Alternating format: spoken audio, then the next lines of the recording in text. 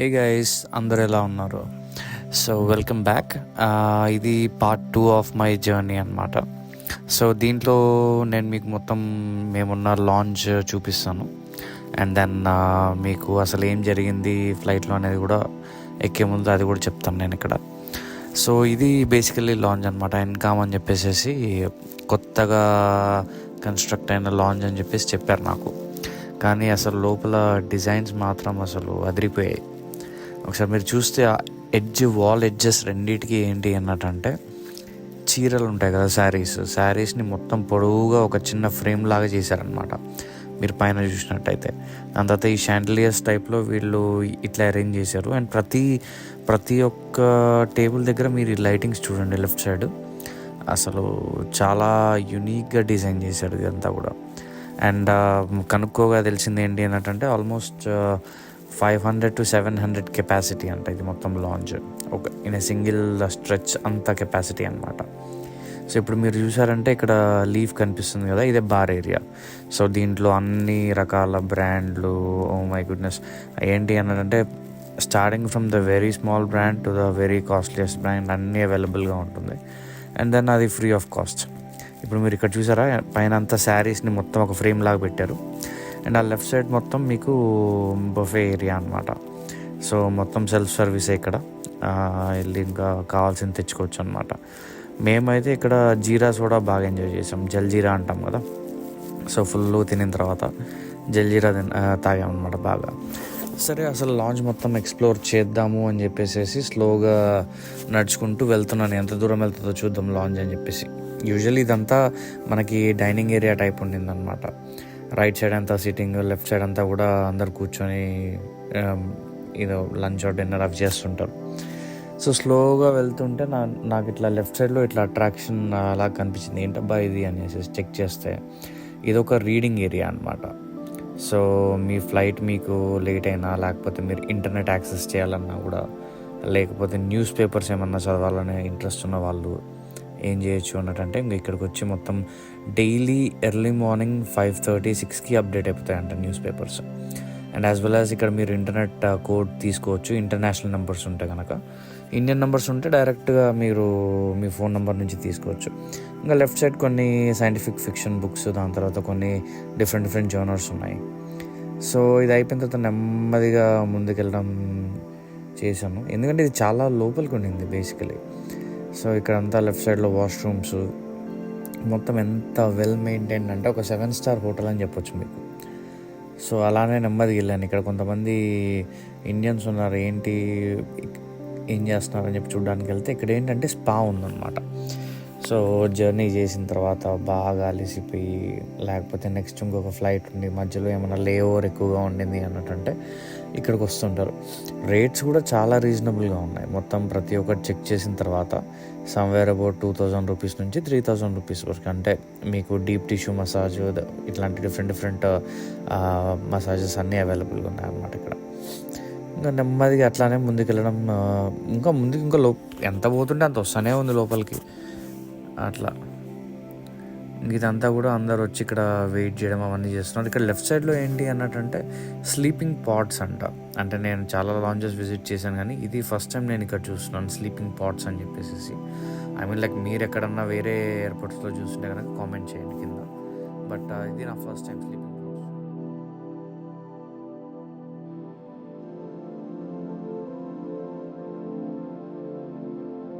So మొత్తానికి ఇంకొద్దిగా ముందుకు వచ్చేసరికి ఏమైంది అన్నట్టంటే ఇక్కడ ఒక మేడం కనిపించింది.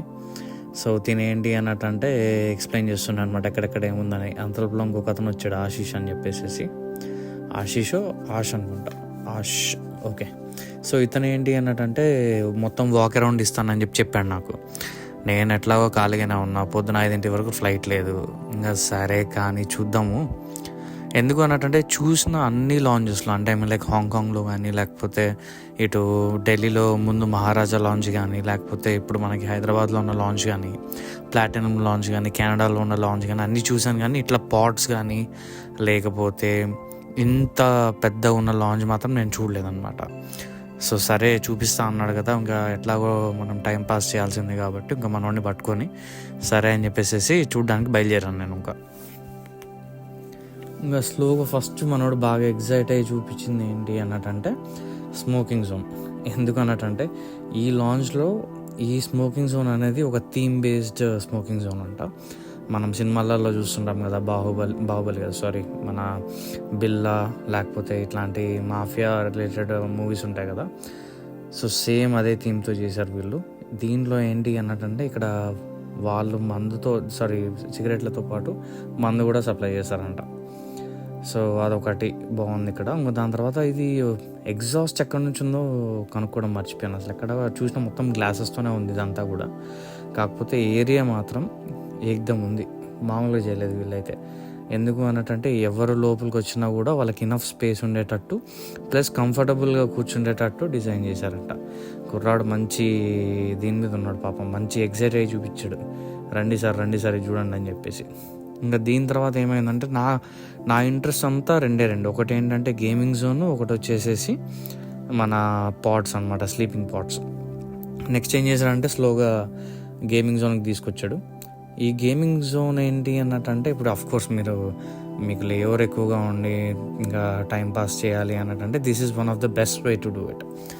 సో ఇక్కడ ఏంటి అన్నట్టంటే మొత్తం PS5, దాని తర్వాత VR, దాని తర్వాత వర్చువల్ క్రికెట్, ఇవన్నీ కూడా దీంట్లో ఉన్నాయన్నమాట. ఇంకోటి ఏంటి అన్నట్టంటే మీరు యూజువల్లీ మాల్స్కి వెళ్ళినప్పుడు కానీ లేకపోతే ఏదన్నా ఈ ఐమాక్స్, ఐనాక్స్ ఇవన్నీ ఉంటాయి కదా, అక్కడికి వెళ్ళినప్పుడు మీరు గేమ్ జోన్కి వెళ్తారు కదా. గేమ్ జోన్కి వెళ్ళినప్పుడు ఏం చేస్తారు, ఒక కార్డ్ అనేది తీసుకుంటారు. మీరు ఏది కార్డులో డబ్బులు లోడ్ చేసుకుంటారు, వాళ్ళ దగ్గర కార్డు ఉంటుంది. ఆ కార్డు తీసుకొచ్చి ఆ పైసలు ఇక్కడ వాడతారనమాట మీరు, రైట్. సో సేమ్ అంతే కాన్సెప్ట్ ఇక్కడ కూడా. ఏంటి అన్నట్టంటే మీరు సర్టన్ అమౌంట్ మీరు లోడ్ చేసుకోవాలి, లోడ్ చేసుకున్న తర్వాత దాన్ని యూటిలైజ్ చేసుకోవాలి. సో ఇక్కడ ఇతను చెప్తుంది ఏంటంటే ఇప్పుడు ఇది చూసారు కదా, ఇది ప్రెసెంట్లీ ఇది ఒక క్రికెట్ జోన్. ఇది మీరు వర్చువల్ క్రికెట్ ఆడొచ్చు.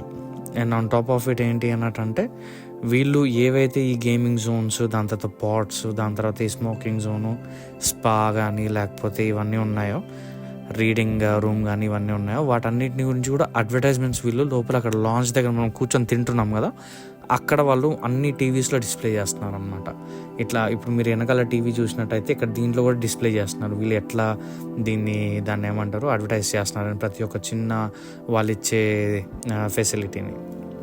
ఆన్ టాప్ ఆఫ్ ఇట్ ఇక్కడ ఉండే 2 నెగటివిటీస్ ఏంటి అంటే ఫస్ట్ మీరు కార్డులో డబ్బులు లోడ్ చేసుకుంటారు కదా ఆడడానికి, ఒకవేళ ఆ డబ్బులు కనుక మిగిలిపోతే అంటే ఆ కార్డులో లోడ్ చేసుకున్న డబ్బులు దాంట్లో ఉండిపోతే అవి రిటర్న్ ఇవ్వరు.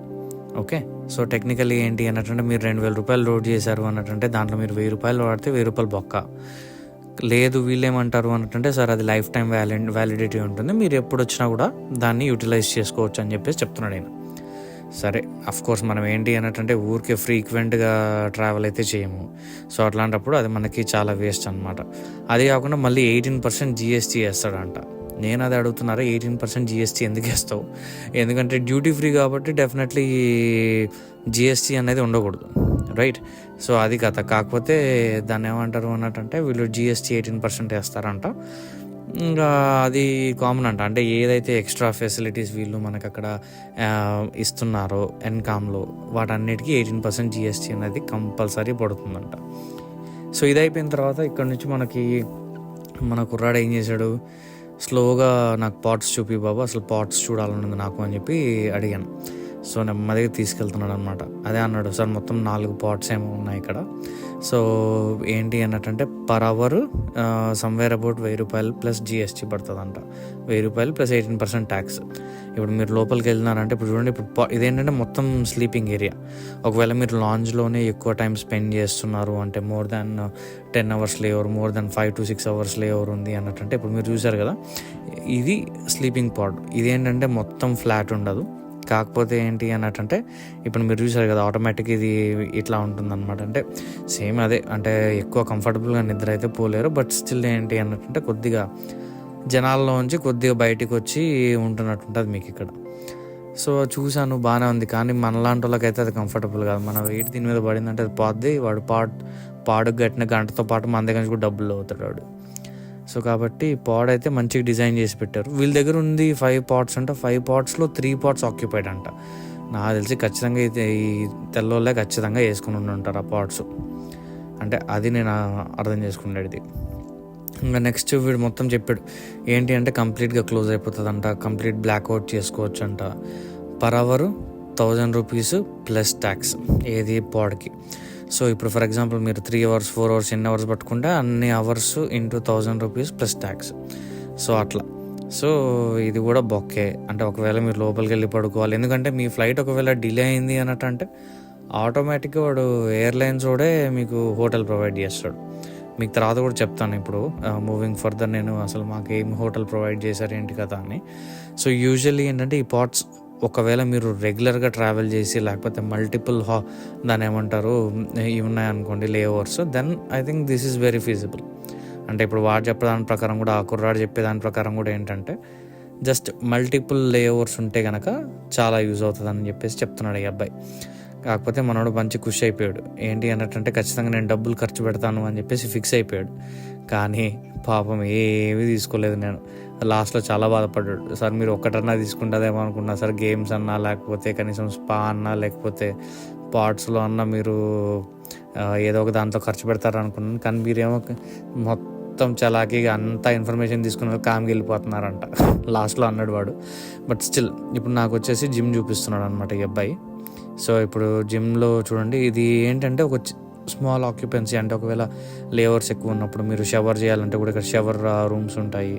దాని తర్వాత మీరు దాన్ని ఏమంటారు వాకింగ్, సైక్లింగ్, దాని తర్వాత వెయిట్స్ అవన్నీ కూడా ఉన్నాయి. కాబట్టి మీరు కంఫర్టబుల్గా అంటే ఒక హోమ్లీ ఎన్వైరన్మెంట్ అనేది ఈ పర్టికులర్ లాంచ్ వాళ్ళు ఇస్తున్నారు మనకి. ఇంకా లెఫ్ట్ సైడ్ వచ్చేసి ఇదంతా ఏంటి అన్నట్టు స్పా అనమాట. అంటే మన కాళ్ళకి పెడిక్యూర్ చేస్తారు కదా అట్లా, ఇంకా ఆ ఏరియా అది. ఇంకొద్ది ముందుకు వస్తే ఇప్పుడు ఏంటి అన్నట్టంటే రైట్ సైడ్ లెఫ్ట్ సైడ్ ఇవన్నీ ఏంటి అన్నట్టంటే స్పా రూమ్స్ అనమాట. సో యూజువల్లీ మీరు ఏదైనా స్పా ఆప్షన్ ఆప్ట్ చేసుకున్నప్పుడు ఏంటి అన్నట్టంటే ఇక్కడ వన్ ఆఫ్ ద రూమ్స్ ఇవి ఏంటంటే లెఫ్ట్ సైడ్లో షవర్స్ ఉన్నాయి. సో షవర్స్ ఏంటి అన్నట్టంటే షవర్స్ ఫ్రీ ఆఫ్ కాస్ట్. షవర్స్కి ఏం డబ్బులు లేవంటే ఇక్కడ, అది మీ టికెట్ మీదనే వాళ్ళు మీకు షవర్ యాక్సెస్ ఇస్తారంట. కాకపోతే ఏంటంటే రిజర్వేషన్ చేయించుకోవాలి మీరు. ఏంటి అన్నట్టు రిజర్వేషన్ చేయించుకుంటే వాళ్ళు మీకు ఏ టైంకి తీసుకుంటే ఆ టైంకి వాళ్ళు మీకు షవర్ యాక్సెస్ ఇస్తారు. అండ్ ఇంకోటి ఏంటి అంటే ఈ రైట్ సైడ్ చూసింది ఏంటి అన్నట్టు రూమ్ నెంబర్స్ ఉన్నాయి చూసారు, ఇవన్నీ కూడా ఏంటి అన్నట్టు మీకు స్పా ఎవరైతే ఫర్ ఎగ్జాంపుల్ మనం స్పా ఆప్ట్ చేసుకుంటే కనుక వాళ్ళు మనకి ఈ రూమ్లోకి తీసుకొచ్చి ఇంకా ప్రతి స్పా రూమ్లో కూడా వాళ్ళకి సపరేట్ షవర్ ఉంటుంది. And on top of it me luggage అంతా కూడా మీరు ఆ రూమ్లోనే పెట్టుకోవచ్చు. So they will provide you with that room అనమాట. ఇక్కడ మొత్తం మీ కాళ్ళ మసాజ్, మొత్తం ఫుల్ బాడీ మసాజ్ మీకు తగినట్టు, ఏదంటే అరోమాటిక్ మసాజా లేకపోతే అన్నీ చూసాను అనమాట. డిఫరెంట్ టైప్స్ ఆఫ్ మసాజెస్ వీళ్ళు ప్రొవైడ్ చేస్తున్నారు. సో ఫుల్లీ రిలాక్స్డ్ మసాజ్, లేకపోతే deep tissue massage, aromatic massage, Thai massages, అన్నీ డిఫరెంట్ టైప్ ఆఫ్ మసాజెస్ అన్నీ కూడా వీళ్ళు ఇక్కడ ప్రొవైడ్ చేస్తున్నారు. సో ఒకవేళ లాంగ్ ఫ్లైట్ అయితే కనుక definitely I would opt this. అంటే ఒకవేళ మీకు లాంగ్ లేయర్ ఉండి దాని తర్వాత మీరు ఖచ్చితంగా ఏదో ఒక టైప్ ఆఫ్ రిలీఫ్ కావాలి అన్నట్టు దిస్ ఈజ్ ద బెస్ట్. ఇంకోటి యూజువలీ నేను చూసిన దాని ప్రకారం అయితే ఇక్కడ వెళ్ళేటప్పుడు ఎక్కువ ఏజ్డ్ పీపుల్ ఏదైతే లాంగ్ జర్నీస్ చేస్తుంటారో, ఫర్ ఎగ్జాంపుల్ షికాగో పోయే వాళ్ళు, లేకపోతే శాన్ ఫ్రాన్సిస్కో, లేకపోతే కెనడా కానీ అలాస్కా కానీ, లేకపోతే ఇట్లాంటి 10 hours 15 hours చేసే జర్నీ చేసే వాళ్ళు ఉంటారు. సో ఇప్పుడు మీకు మొత్తం ఫుడ్ జోన్ చూపిస్తాను అనమాట. మీకు ఎక్కడైతే బఫే ఉంటుందో, సో ఇక్కడ మీరు చూసినట్టయితే మీకు మొత్తం ఫ్రూట్స్, దాని తర్వాత డిఫరెంట్ సలాడ్స్ అంటే బీట్రూట్, దాని తర్వాత వెనకాల సీజనింగ్స్, ఓకే ప్రతిదీ ఏంటి అన్నట్టు ఒక ప్రాపర్ వేలో ఆర్గనైజ్ చేసి పెట్టారనమాట ఇక్కడంతా కూడా. ఈవెన్ మీరు చూసినట్టయితే టొమాటోస్, దాని తర్వాత కార్న్, క్యూకుంబర్, దాని తర్వాత దానిపైన సంబంధించిన ఏవైతే డిఫరెంట్ ఇవి ఉన్నాయో మన సాసెస్ కానీ, లేకపోతే కింద చూసినట్టయితే ఆల్మోస్ట్ అందరూ ఇది లెట్యూస్ ఇవన్నీ కూడా ఖతం చేసేసారు అనమాట. ఇదిగో ఒక బ్రదర్ చూడండి ఏం చేస్తుండో, తిప్పుతా ఉన్నాడు దాన్ని ఇందాక నుంచి. దాంట్లో పెప్పర్ అను ఇంకోటి ఏదో ఉంటుంది సాల్ట్, అవి 2 వేసుకుంటాడు అనమాట. సో ఇక్కడ నుంచి లెఫ్ట్ సైడ్ నుంచి స్టార్ట్ అవుతుంది మనది మొత్తం బఫే. ఇక్కడ ఏంది అన్నట్టంటే లెఫ్ట్ సైడ్ మొత్తం వీళ్ళు వెజిటేరియన్ పెడతారనమాట. సో ఇది వెజ్ ఫ్రైడ్ రైస్, దాని తర్వాత ఇదేమో స్టీమ్డ్ రైస్, దాని తర్వాత చూస్తేనేమో ఇది ఐ థింక్ ఇది దాల్ అనుకుంటా, ఎస్ ఇది వచ్చేసి పప్పు. ఇంకా నెమ్మదిగా ఒక్కొక్కటి వీళ్ళు పెట్టుకుంటే వెళ్ళారు, వెనకాల పేర్లు ఉన్నాయన్నమాట. పన్నీర్ ఉంది, పన్నీర్ కర్రీ ఉంది. దాని తర్వాత మనకేంటంటే లెఫ్ట్ సైడ్ అంతా కూడా వీళ్ళు ఏం చేశారు అన్నట్టంటే rice plus curries. Okay. So rice plus curries, ఇప్పుడు గ్రీన్ పీస్ కర్రీ ఉంది అక్కడ, మిక్స్డ్ వెజ్. దాని తర్వాత వెనకాల చూసారా ఫూల్ మఖానా కూడా వాడు పెట్టాడు మంచి నీట్గా, అట్రాక్టివ్గా ఉండాలని చెప్పేసి. ప్రతి లాంజ్లో ఏంటి అంటే బాయిల్డ్ పొటాటో కంపల్సరీ పెడతాడు వాడు, అంటే స్టీమ్డ్ పొటాటో ఉంటుంది కదా, ఖచ్చితంగా పెడతాడు. నెక్స్ట్ ఇప్పుడు ఏంటి అంటే వెజిటేబుల్స్, క్రీమీ వెజిటేబుల్స్, అంటే వైట్ కలర్ సాస్తో చేస్తారు కదా అట్లాంటివి.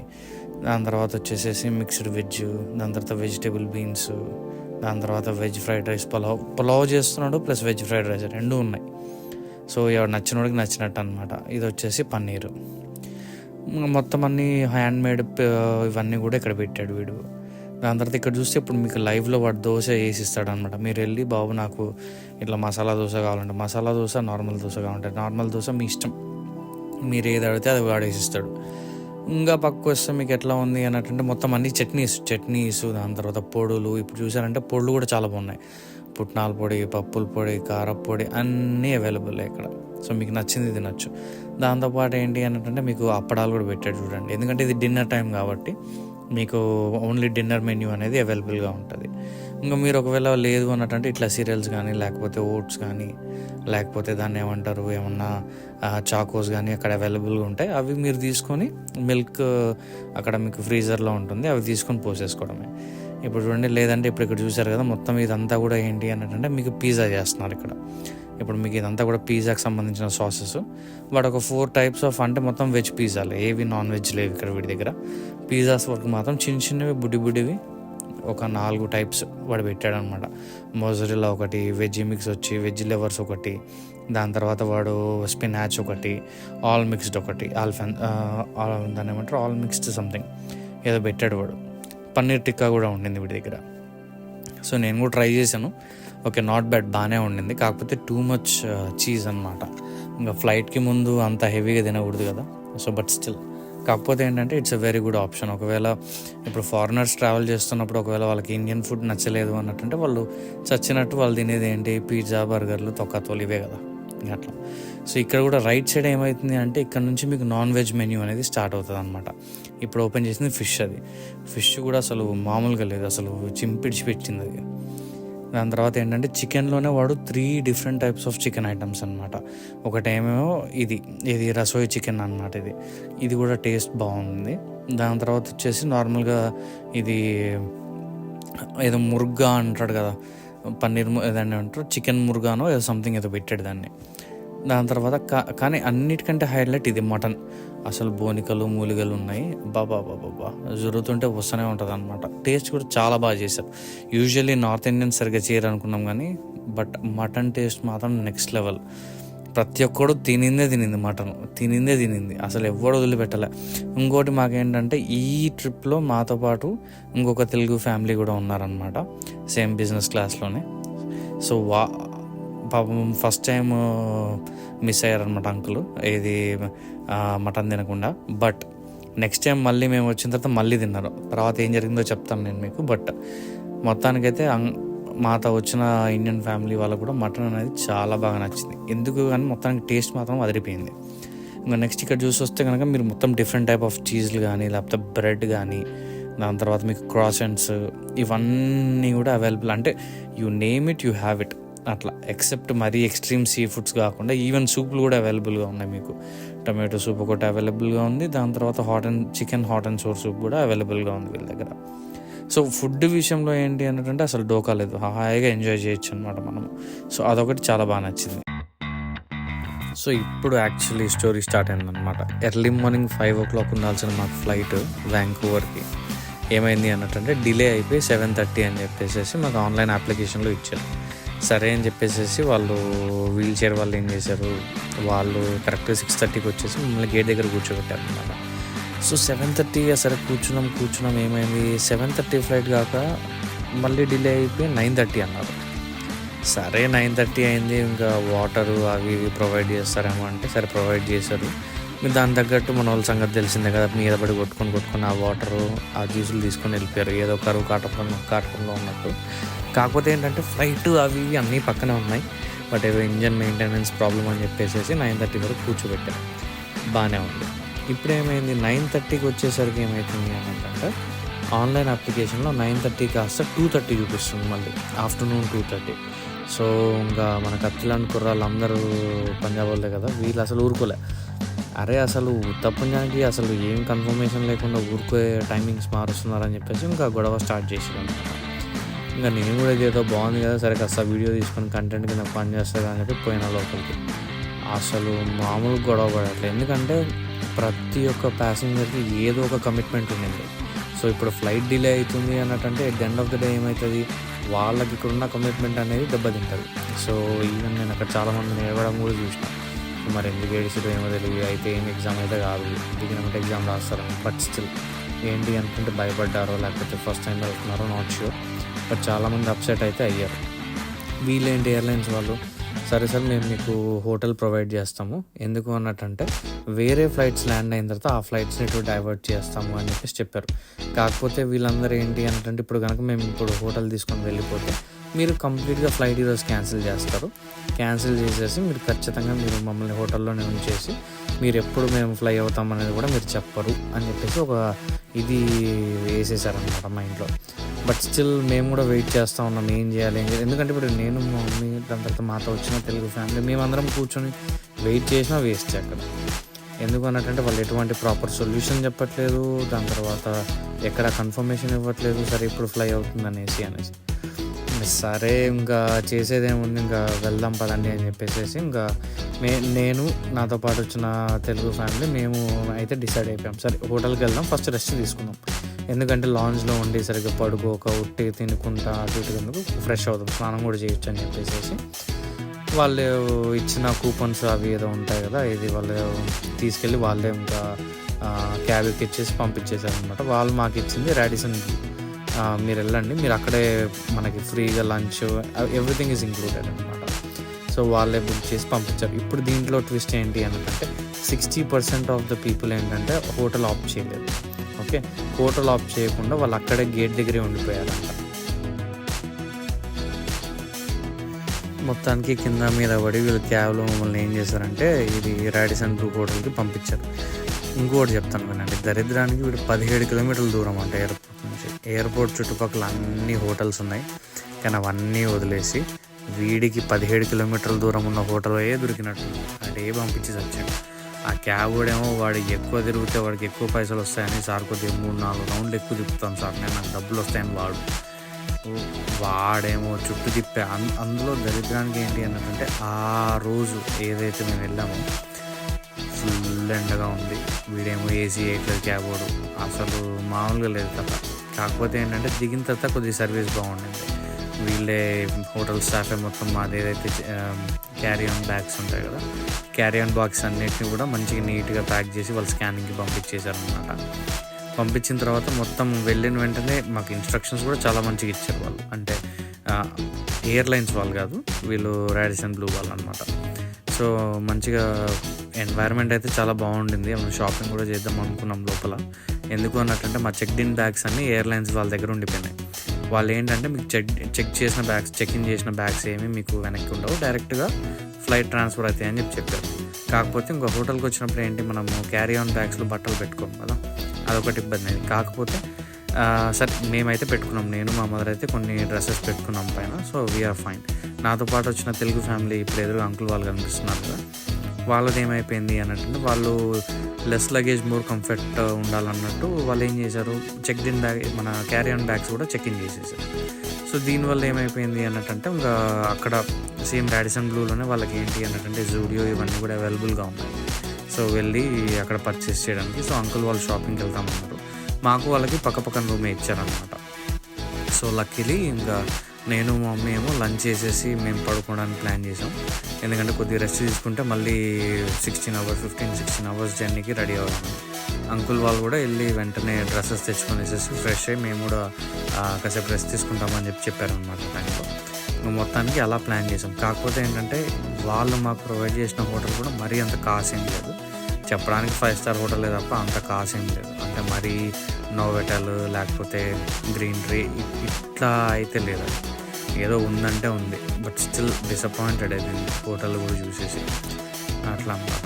ఇంకా మాతో పాటు ఎవరైతే బిజినెస్ క్లాస్లో ట్రావెల్ చేస్తారో వాళ్ళందరికీ సేమ్ హోటలే ఇచ్చారు అట్లా. మొత్తానికైతే ఇది మా హోటల్ భాగవతం. ఆ ఫ్లైట్ డిలే అవ్వడం, మాకు హోటల్ ఇవ్వడం. కాకపోతే ఒకటి మంచిది ఏంటంటే కాసేపన్నా మాకు నిద్ర దొరికింది, అది హ్యాపీ. దానివల్ల కొద్దిగా మేము రివైవ్ అవ్వగలిగాం అన్నమాట అట్లా. సో ఇంకా నెక్స్ట్ వచ్చేసేసి 12:30 అని చెప్పారు ఫ్లైట్ అయితే. మరి ఇంకా అది 12:30కి బయలుదేరుతుందో రాత్రి, లేకపోతే ఎర్లీ మార్నింగ్ బయలుదేరుతుందో ఏమి ఇంకా ఐడియా లేదనమాట. మాకు కన్ఫర్మేషన్ లేదు. యాప్లో ఏంటంటే ప్రతి హాఫ్ అన్ అవర్కి యాప్లో అది మారుతూనే ఉంది. సో అది నిజంగా బయలుదేరుతుందా లేదా అనేది కూడా కన్ఫర్మేషన్ మాకు లేదు.